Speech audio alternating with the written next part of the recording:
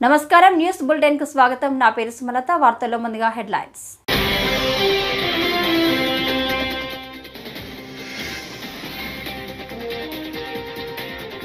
జమ్మూ కాశ్మీర్ లో ఎన్కౌంటర్ ఇద్దరు ఉగ్రవాదుల హతం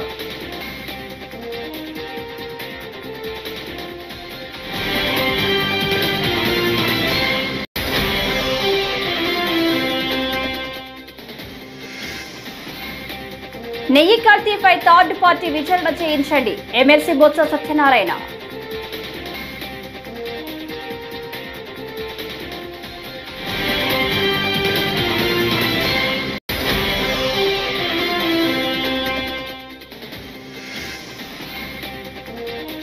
వెంకటరెడ్డి వెనుక 1000 కోట్లు కొల్లగొట్టిన ఆ ఘనుడు ఎవరో అందరికీ తెలుసు షర్మిల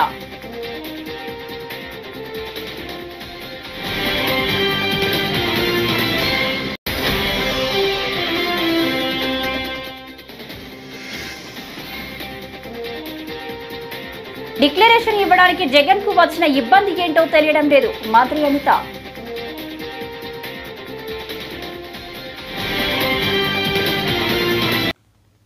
ఇక డీటెయిల్స్ చూస్తే వైకాపా వేగంగా వ్యాప్తి చేయాలనుకుంటున్న అసత్యాల పట్ల అప్రమత్తంగా ఉండాలని సీఎం తెదేపా అధినేత చంద్రబాబు తెలిపారు. ఎన్టీఆర్ భవన్లో పార్టీ నేతలతో నిర్వహించిన సమావేశంలో ఆయన పలు సూచనలు చేశారు. మనం ప్రజలకు నిజం చెప్పే లోపు జగన్ అబద్ధాలను ప్రచారం చేయాలని చూస్తున్నారన్నారు. ప్రభుత్వం పార్టీ సమన్వయంతో కుట్రలను సమర్థంగా తిప్పికొట్టాలని చెప్పారు. అనంతపురం జిల్లాలో రాములవారి రథానికి నిప్పు పెట్టిన ఘటనలో పోలీసుల తీరుపై సీఎం వద్ద నేతలు అసంతృప్తి వ్యక్తం చేశారు. నిందితులు వైకాపా నేతలంటూనే రాజకీయ ప్రమేయం లేదని భిన్నాభిప్రాయాలు వ్యక్తం చేయడాన్ని నేతలు ప్రస్తావించారు.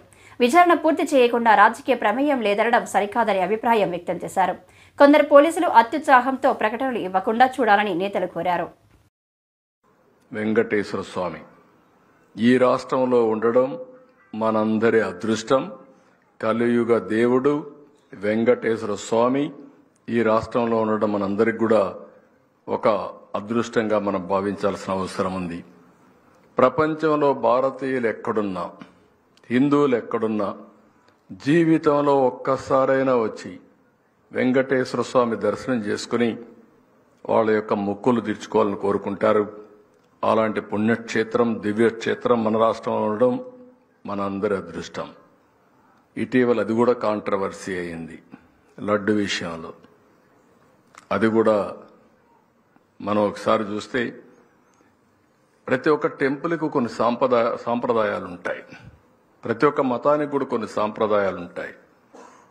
మత సామరస్యాన్ని కాపాడడం ఎంత ముఖ్యమో ప్రతి ఒక్క దేవాలయాల్లో కానీ, చర్చల్లో కానీ, మసీదుల్లో కానీ ఉండే సాంప్రదాయాన్ని గౌరవించడం కూడా అంతే ముఖ్యం. పాలకులు మేమందరం ఆలోచించుకోవాల్సింది ముందు అక్కడుండే చట్టాల్ని, సాంప్రదాయాల్ని మేము గౌరవించాలి. అలాంటిది అక్కడ వేరే మతం వాళ్ళు ఎవరన్నా వస్తే డిక్లరేషన్ ఇవ్వాలి. వెంకటేశ్వర స్వామి పైన నమ్మకం ఉందని డిక్లరేషన్ ఇస్తే వాళ్ళు దర్శనం చేసుకోవచ్చు. అది ఆనవాయితీ. అది ఇవ్వకుండా పోవడం కూడా తప్పు, చట్ట ఉల్లంఘన. నేను ఆ విషయమే చెప్పాను. ఏపీ హోంమంత్రి వంగలపూడి అనిత మంగళగిరిలోని టీడీపీ కేంద్ర కార్యాలయంలో మీడియాతో మాట్లాడారు. ఈ సందర్భంగా మాజీ సీఎం వైసీపీ అధినేత వైఎస్ జగన్మోహన్ రెడ్డిపై ధ్వజమెత్తారు. ఆయన్ను తిరుపతికి రాకుండా ఆపే ప్రయత్నం చేయలేదని, తిరుమలకు రావద్దని నోటీసులు కూడా ఇవ్వలేదని ఆమె స్పష్టం చేశారు. మాజీ సీఎం జగన్ ఇటీవల చాలా జిల్లాల్లో పర్యటించారని గుర్తు చేసిన మంత్రి ఎక్కడా ఆయన్ను అడ్డుకోలేదని చెప్పారు. శ్రీవారి లడ్డూలో కల్తీ విధానాన్ని విచారించేందుకు సిట్ ఏర్పాటు చేయడాన్ని జగన్ తప్పుపట్టడం పట్ల అనిత మండిపడ్డారు. జగన్మోహన్ రెడ్డికి సూటిగా అడుగుతున్నా, జగన్మోహన్ రెడ్డికే కాదు వాళ్ళ తాలూకా నాయకులందరికీ కూడా ఒక్క బైండ్ ఓవర్ అయినా మేము చేసామా? ఒక్క నాయకుడినైనా హౌస్ అరెస్ట్ చేసామా? ఒక్క నాయకుడినైనా ప్రివెంటివ్ అరెస్ట్ చేసామా? ఒక్క నాయకుడి ఇంటి దగ్గర పోలీస్ పహారా ఏమైనా ఉందా? కనీసం ఎక్కడైనా మీకు ఆయన ఎయిర్పోర్ట్ లో నుంచి దిగిన తర్వాత మళ్ళా అక్కడికి వెళ్ళినంత వరకు కూడా అతనికి భద్రత నిమిత్తం ఉండే పోలీసులు తప్పించి పోలీసులు భారీగా మోహరించిన పరిస్థితులు ఏమైనా ఉన్నాయా? అంటే చాలా క్లారిటీగా క్లియర్ గా ఎందుకు మేము ఆ నోటీసులు కూడా ఇవ్వాల్సి వచ్చింది అంటే కేవలం అక్కడ బ్రహ్మోత్సవాలు జరుగుతున్నాయి. ఈ కల్తీ నెయ్యి మీద సిట్ కూడా ఏర్పాటు చేయడం అయింది. ఒక పక్క నుంచి జగన్మోహన్ రెడ్డి మీద ఉన్న కోపంతో కొన్ని మంది ధార్మిక సంఘాలు కూడా కొన్ని సోషల్ మీడియాలో కొంతమంది మెసేజ్లు ఫార్వర్డ్ చేసుకున్నారు. At the same time YSRCP నాయకులు కూడా భారీగా జన సమీకరణ చేయడానికి వాళ్ళ సోషల్ మీడియాలో మెసేజ్లు ఫార్వర్డ్ చేసుకున్నారు. ఈ నేపథ్యంలో ప్రజలకు ఇబ్బంది కలగకుండా, యాత్రికులకు ఇబ్బంది కలగకుండా, విఐపీస్ కి ఇబ్బంది కలగకుండా ఉండటానికి రెగ్యులర్ గా శాంతి భద్రతలు విఘాతం కలిగిస్తాయనుకునేటప్పుడు పోలీస్ డిపార్ట్మెంట్ వాళ్ళు ఇచ్చే నోటీస్ అది. ఆ నోటీస్ కూడా జగన్మోహన్ రెడ్డికి ఇవ్వలేదే. జగన్మోహన్ రెడ్డిని రావద్దు అని ఎవరు చెప్పలేదే. మీరు రాకండి అని మేము ఎవరూ చెప్పలేదే. వస్తే మిమ్మల్ని అరెస్ట్ చేస్తామని చెప్పలేదే. ఏ రోజు చంద్రబాబు నాయుడు గారిని ఎయిర్పోర్ట్ లోనే ఆపేసినట్టుగా మేము ఎప్పుడు ఆపడానికి మేము ప్రయత్నం చేయలేదే. నిజంగా జగన్మోహన్ రెడ్డి గారిని ఆపాలనుకుంటే ఆయన ఇంత ధైర్యంగా ఈ సెంట్రల్ జైలు విజిట్లు చేసేవాడు. ఆయన ఎంతమంది సెంట్రల్ జైల్లో ఉంటే విజిట్లు చేశాడు ఆయన? మేము ఎప్పుడైనా ఆపామా? అంటే విషయం ఏంటంటే మేము ప్రజాస్వామ్యబద్ధంగా ముందుకెళ్తున్నప్పుడు మా మీద బురద చల్లటానికి పోలీస్ నోటీసులు నాకు ఇచ్చారు అని చెప్పి నిన్న అతనికి వెళ్ళడానికి ఫస్ట్ ఆఫ్ ఆల్ అతనికి వెళ్ళడానికి ఇష్టం లేదు తిరుమల తిరుపతి దేవస్థానానికి. దట్టు డిక్లరేషన్ ఇచ్చి వెళ్ళడానికి అసలు ఇష్టం లేదు. మళ్ళీ నేను నొక్కి పెడుతున్నా, డిక్లరేషన్ వన్స్ ఇచ్చి గనక ఆయన టెంపుల్లోకి వెళ్తే వాళ్ళ ఇంట్లో తల్లికి చెల్లికి బట్టిన గతి అతనికి పడతాదేమో ఉద్దేశంతో అతను వెళ్ళడం మానేశాడు. ఆ మర్మం ఏంటో మీరే గ్రహించండి. గత ప్రభుత్వ హయాంలో అక్రమాలకు పాల్పడినట్టు ఆరోపణలు ఎదుర్కొంటున్న గరుడ శాఖ మాజీ ఎండీ వెంకటరెడ్డిని ఏసీబీ అరెస్టు చేసిన సంగతి తెలిసిందే. దీనిపై రాష్ట్ర కాంగ్రెస్ అధ్యక్షురాలు వైఎస్ షర్మిల స్పందించారు. వైసీపీ ప్రభుత్వ హయాంలో జరిగిన గనుల దోపిడీకి సంబంధించి వెంకటరెడ్డి వంటి తీగలే కాకుండా పెద్ద డొంకలు కూడా కదలాలని పేర్కొన్నారు. ఆ పెద్ద డొంక ఏ ప్యాలెస్లో ఉన్న విచారణ జరపాలని స్పష్టం చేశారు. 2566 కోట్ల దోపిడీకి పాల్పడిన గరుడు వెంకటరెడ్డి అయితే తెర వెనుక ఉండి అన్ని తానై 1000 కోట్లు కొల్లగొట్టిన ఆ ఘనపాటి ఎవరో రాష్ట్ర ప్రజలందరికీ తెలుసని షర్మిల వివరించారు. 320 రూపాయలకే నెయ్యి సప్లై చేసే టెండర్ కి ఆమోదం తెలిపిందని మీకు తెలుసు. నెయ్యి కల్తీ అయిందని, లడ్డూలకు వాడే నెయ్యిలో beef టాలో, Pig fat, fish oil ఉన్నాయని నేషనల్ డైరీ డెవలప్మెంట్ బోర్డు ఇచ్చిన రిపోర్టు మీకు తెలుసు. మరి ఇన్ని సాక్ష్యాలు, ఇన్ని ఆధారాలు, ఇన్ని రిపోర్ట్లు మీ దగ్గర పెట్టుకుని కూడా ఏ చర్యలు ఎందుకు లేవు? ఒక పక్కేమో కూటమి సర్కారు ప్రక్షాళన దీక్షలు చేస్తున్నారు, ఇంకో పక్కేమో ఇప్పుడు జగన్మోహన్ రెడ్డి గారు ప్రాయశ్చిత దీక్షలట, ఈయన ప్రక్షాళన పూజలట. జగన్మోహన్ రెడ్డి గారి సర్కారు లడ్డూలలో కల్తీ నెయ్యి వాడితే కూటమి సర్కారు అదే లడ్డూలలో మత రాజకీయాలు కలుపుతుంది. ఇద్దరికి ఏమిటి తేడా? ఇంకో పక్కేమో బీజేపీకి చెందిన కేంద్ర మంత్రులే ఈ లడ్డూల వ్యవహారం మీద మాట్లాడుతూ ఇది హిందూ మతం అంతం చేయడానికి కుట్ర అని మాట్లాడుతున్నారు. ఇది హిందూ మతంపై దాడి అని మాట్లాడుతున్నారు. ఇక్కడ మన పవన్ కళ్యాణ్ గారేమో క్రిస్టియన్లు, ముస్లింలు చర్చుల మీద, మసీదుల మీద ఇదే జరిగితే వాళ్ళు ఊరుకుంటారా, మేము ఎందుకు సహించాలి అన్నట్లు మాట్లాడుతున్నారు. ఇంత దుర్మార్గంగా ఎలా మాట్లాడగలుగుతున్నారు? హిందువులను రెచ్చగొట్టే ప్రయత్నం మీరు చేయటం లేదా? మతాల మధ్య చిచ్చు పెట్టే ప్రయత్నం కాదా ఇది? ఇక్కడ ఒక అన్యాయం జరిగితే క్రిస్టియన్స్ ని, ముస్లింల గురించి మాట్లాడాల్సిన అవసరం ఏముంది? ఎప్పుడూ లేనిది మన రాష్ట్రంలో కమ్యూనల్ వైలెన్స్ జరగాలి అని మీకేమైనా హిడెన్ అజెండా ఉందా? మతాల పేరుతో చిచ్చు పెట్టే ఉద్దేశం మీకుందా? ఒక మతాన్ని అవమానించాలి, ఇంకో మతాన్ని రెచ్చగొట్టాలి. ఇదే బీజేపీ చేసిన రాజకీయం. అదే బీజేపీ డైరెక్షన్ లో పవన్ కళ్యాణ్ గారు, కూటమి సర్కారు కూడా వాళ్ళ చెప్పు చేతల్లోనే వాళ్ళు చెప్పినట్టే చేస్తున్నారనడానికి ఇంతకంటే రుజువు కావాలనా? అసలు ఆంధ్ర రాష్ట్రంలో ఎప్పుడు కమ్యూనల్ వైలెన్స్ లేవు. అలాంటిది మీ పొలిటికల్ మైలేజ్ కోసం, పొలిటికల్ గా మీరు లబ్ధి పొందడం కోసం ఇది కావాలనే రెచ్చగొట్టే వ్యాఖ్యలు చేస్తున్నారా అని అనిపిస్తుంది. ఇది భావ్యం కాదు. రెస్పాన్సిబుల్ పొజిషన్స్ లో ఉన్న వాళ్ళు కవి గుర్రం జాషువా మార్గంలో అందరూ నడవాలని, ఆయన స్ఫూర్తిని నేటి తరాలు అందిపుచ్చుకోవాలని పర్యాటక సాంస్కృతిక శాఖ మంత్రి కందుల దుర్గేష్ పిలుపునిచ్చారు. విజయవాడ కలెక్టరేట్లో గుర్రం జాషువా 129వ జయంతి ఉత్సవాలు ఘనంగా నిర్వహించారు. ఈ కార్యక్రమానికి ముఖ్య అతిథిగా మంత్రి దుర్గేష్ హాజరయ్యారు. జాషువా స్మారక అవార్డులను రచయితలు శిఖామణి ఎజ్రా శాస్త్రి, వరప్రసాద్ గాయకుడు రమణయ్యకు అందజేశారు. ఆనాటి సామాజిక రుగ్మతలను జాషువా తన రచనల ద్వారా ఎండగట్టారని మంత్రి గుర్తు చేశారు. మహనీయుల వేడుకలను ఘనంగా నిర్వహించేలా సాంస్కృతిక కార్యాచరణను చేపడతామని తెలిపారు.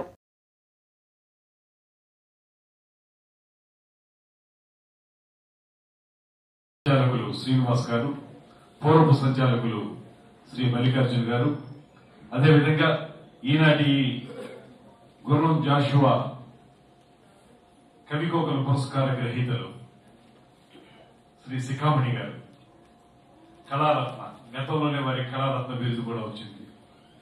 అదేవిధంగా దుగ్గనపల్లి ఎజరా శాస్త్రి గారు, టి వరప్రసాద్ గారు అద్భుతంగా ఆలపించినటువంటి గుర్రం జాషువా యొక్క గొప్పదనాన్ని మనందరికీ కూడా రోమాంచితంగా ఆలపించినటువంటి శ్రీ రమణయ్య గారికి అదేవిధంగా ఇక్కడికి విచ్చేసిన 50 మందికి కూడా ప్రత్యేకమైనటువంటి ధన్యవాదాలు తెలియజేస్తూ అభిజ్ఞ రసజ్ఞులైనటువంటి ప్రేక్షకులందరికీ కూడా నమోవాకాలు తెలియజేస్తాం.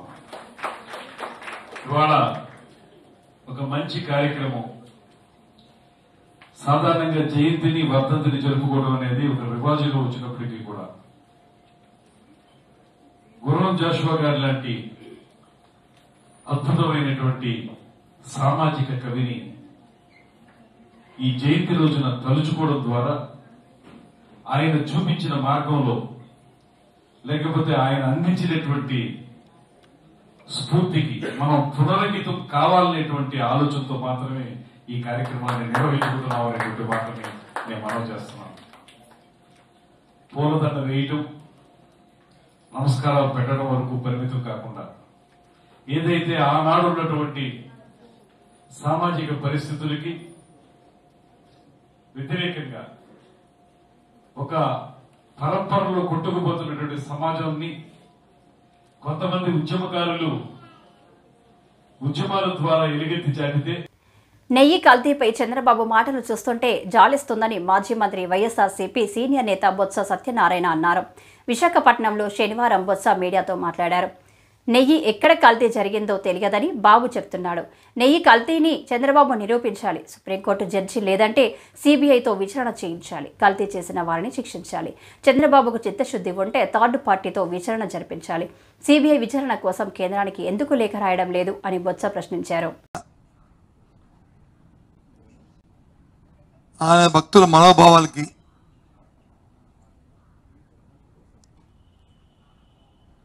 ఇబ్బంది కలిగే విధంగా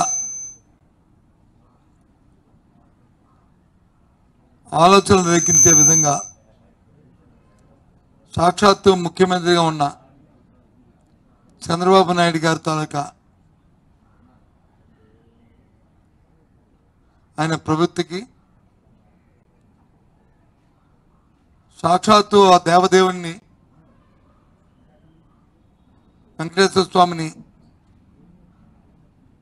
ఆయన స్వార్థ రాజకీయాల కోసం వారి ప్రసాదాల మీద ఆరోపణలు తీసుకొచ్చి ఒక గందరగోళమైన పరిస్థితిని భక్తుల్లో కల్పించిన నేపథ్యంలో ఇవాళ మా అధ్యక్షుడు ఇందాక చెప్పిన విధంగా మా పార్టీ ఆ దేవుణ్ణి దర్శించుకొని ప్రార్థించుకొని అయ్యా ఈ అపచారాన్ని మన్నించు, మా ముఖ్యమంత్రి ఈ రాష్ట్రంలో నీ మీద వేసిన నిందన నిరాపణలకి ప్రజలకి ఏ ఇబ్బంది రాకుండా చూడు, ఇది వ్యక్తిగతంగా ఆయన వ్యక్తిగతంగా ఈ కార్యక్రమాన్ని తీసుకో, ప్రజలు మాత్రం నీ చల్లని చూపుతో నీ దయతో. హైదరాబాద్ మహానగరంలో చెరువులు నాలాలను ఆక్రమించి నిర్మించిన నిర్మాణాలపై హైడ్రా ఉక్కు పదం మోపుతుంది. నగర వ్యాప్తంగా వేలాది ఇళ్లను ఇప్పటికే నీలమట్టం చేసింది. దీంతో లక్షలాది మంది బాధితులుగా మారారు. ఈ నేపథ్యంలో ప్రతిపక్ష బీఆర్ఎస్ పార్టీ అగ్రనేతలను కలిసి తమ గోడు చెప్పుకునేందుకు వారంతా శనివారం ఉదయం ఆ పార్టీ కేంద్ర కార్యాలయం తెలంగాణ భవన్కు చేరుకున్నారు. ఉన్న వాళ్ళ పరిస్థితి ఏంటి, ఎలా ఉంది, సో మీరు అందరూ బాధపడాల్సిన అవసరం లేదు. బీఆర్ఎస్ లీగల్ సెల్ మీతో ఉంది, మొత్తం టీమ్ ఆఫ్ అడ్వకేట్స్ ఉన్నాం మేము మీకోసము. ఆల్రెడీ మా లీడర్స్ చెప్పారు. సో వాళ్ళని అనుసరించి ప్రతి క్షణం 24/7 we are there for all of you. So from అంటే లీగల్ ఆస్పెక్ట్లో నేను ఏం చెప్తున్నా అంటే మీకు అందరికీ పర్మిషన్స్ ఉన్నాయి కదా, సో మీకు సంబంధించిన డాక్యుమెంట్స్ని అన్నింటినీ తీసి పెట్టుకోండి, ఓకేనా. ప్రతిదీ మీరు కొన్న సేల్ డీడ్ కానీ మీరు అంటే మీ టైటిల్ డాక్యుమెంట్స్ ఉంటాయి, మీకు ఎవరు అమ్మారు, ప్లస్ మీ లోన్ డాక్యుమెంట్స్ ఉంటాయి, ప్లస్ మీరు కట్టిన current bill, water bill, municipal bills ఉంటాయి. సో ఇవన్నీ ప్రతి ఒక్కరు ప్రతి ప్రాపర్టీకి సంబంధించిన మొత్తం బంచ్ ఆఫ్ డాక్యుమెంట్స్ని తీసి రెడీగా పెట్టుకొని ఒక 3 sets ఆఫ్ జిరాక్స్ చేసుకొని రెడీగా ఉండండి. సో ఇక్కడ వచ్చి మాకు అప్రోచ్ అయితే మా టీం ఉంది, మా లీగల్ టీం ఉంది, మాకు అవన్నీ మీరు మీ డీటెయిల్స్తో పాటు ఇస్తే తప్పకుండా హైకోర్టులో రిట్ పిటిషన్ వేద్దాము. So colony wise batch cases file చేద్దాము. సో మీ బాధలన్నీ ఏముందో మేమే కాదు మొత్తం న్యాయ వ్యవస్థ కూడా చూస్తుంది. పొద్దున లేకగానే ఆర్తనాదాలే తప్ప ఆటపాటలు కనిపించట్లే. 10 సంవత్సరాల నుంచి ఆటపాటలతో హైదరాబాద్ ఎంతో హ్యాపీగా ఉంది, అంతే కదా. మనం తెలంగాణ వచ్చిన దగ్గర నుంచి కేసీఆర్ గారు తెచ్చిన తెలంగాణ ఆటపాటలతో సంతోషంగా ఉన్నాం మనం. కానీ ఇప్పుడు పొద్దున చూసే టీవీ పెడితే ఆర్తనాదాలే ఉంది. డిఫెన్స్ కాలనీ ఏదైతే ఉందో అదే డిఫెన్స్ కాలనీకి నేను కోడలికి వచ్చాను. లంగరౌజ్ మా అత్తగారు వాళ్ళు, defence my father in law also from army only. So నాకు తెలుసు ఎలా ప్రతిదీ ఎలా జరుగుతుంది, ఎలా ప్రతి ఒక్కరు ఇన్ని సంవత్సరాల నుంచి కష్టపడి వచ్చారు అనేసి. సో అలా ఏదైతే ఉందో ఒక జీవో తీసుకొచ్చి, జీవో ఎప్పుడు తీసుకొస్తారు, ఏదైనా ఎమర్జెన్సీ ఉంటే ఒక జీవో తీసుకొస్తారు. కానీ ఆల్రెడీ చట్టం ఉంది, మున్సిపాలిటీస్ది చట్టం ఉంది. ఆ చట్ట ప్రకారమే మీకు అందరికీ పర్మిషన్స్ వచ్చాయి. సో మీరు బాధపడద్దు, ధైర్యంగా ఉండండి. మీరు ధైర్యంగా ఉంటేనే మీ కుటుంబాలకు ధైర్యము, మీ పిల్లలకు ధైర్యము. సో మొత్తం న్యాయ వ్యవస్థ, మొత్తం బీఆర్ఎస్ లీగల్ సెల్ మీతో ఉంది. నేను కొన్ని నంబర్స్ చెప్తాను, నంబర్స్ రాసుకోండి. మీకు ఎప్పుడు ఏ ప్రాబ్లం ఉన్నా ఇమ్మీడియట్గా ఈ నంబర్స్కి కాల్ చేయండి. మొదటిగా కళ్యాణ్ రావు గారు ఇక్కడ మాంగళ్య షాపింగ్ మాల్ యాజమాన్యం హైదరాబాద్లోని నార్సింగిలో 21వ స్టోర్ను ప్రారంభించింది. శుక్రవారం నిర్వహించిన ప్రారంభోత్సవ కార్యక్రమంలో సినీ నటి సంయుక్త మీనన్ ముఖ్య అతిథిగా పాల్గొని జ్యోతి ప్రజ్వలన చేశారు. ఈ సందర్భంగా షాపింగ్ మాల్లోని పట్టు, ఫ్యాన్సీ చీరల సెక్షన్లు, ఎథ్నిక్ వేర్, మహిళలు, పురుషులు, పిల్లల కోసం అందుబాటులో ఉన్న వస్త్రాలను పరిశీలించి సందడి చేశారు. అనంతరం ఆమె మాట్లాడుతూ అధునాతన డిజైన్లతో వస్త్రాలను అందించడంలో అతిపెద్ద షాపింగ్ మాల్గా మాంగళ్య నిలిచిందని పేర్కొన్నారు.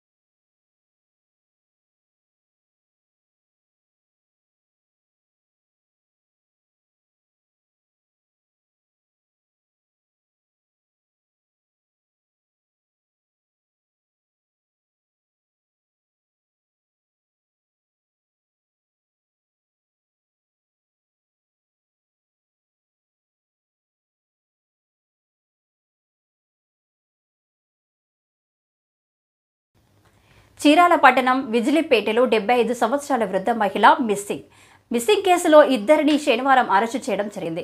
సిఐ మాట్లాడుతూ భూమికి డబ్బులకు సంబంధించి వివాదాల వలన వృద్ధురాలిని కిడ్నాప్ చేసి హత్య చేయడం జరిగింది. ఆమె మెడలో ఉన్న బంగారంను విక్రయించి శవాన్ని ఒక గ్రామంలో దహనం చేయడం జరిగింది. కుటుంబ సభ్యుల ఫిర్యాదు మేరకు కేసు నమోదు చేసి సీసీ కెమెరాల ఆధారంగా అరెస్టు చేయడం జరిగిందని తెలిపారు. మన చీరాల పట్టణం సంబంధించినటువంటి విజిలిపేటకు చెందినటువంటి గుర్రపడి విజయలక్ష్మి 78 సంవత్సరాల వయసు గల పెద్దావిడ కనిపించడం లేదని వాళ్ళ కుమారుడు మన పోలీస్ స్టేషన్లో కంప్లైంట్ ఇవ్వడం జరిగింది. వెంటనే మిస్సింగ్ కేసు రిజిస్టర్ చేసి దర్యాప్తు ప్రారంభించినాము. దర్యాప్తులో ఈవిడికి ఇంటి ఎదురుగుంటా ఒక స్థలం తగాదా ఉంది. తర్వాత చుట్టుపక్కల వాళ్ళకి కొంచెం డబ్బులు ఇవ్వటం తీసుకుంటాం అట్లా ఉంది.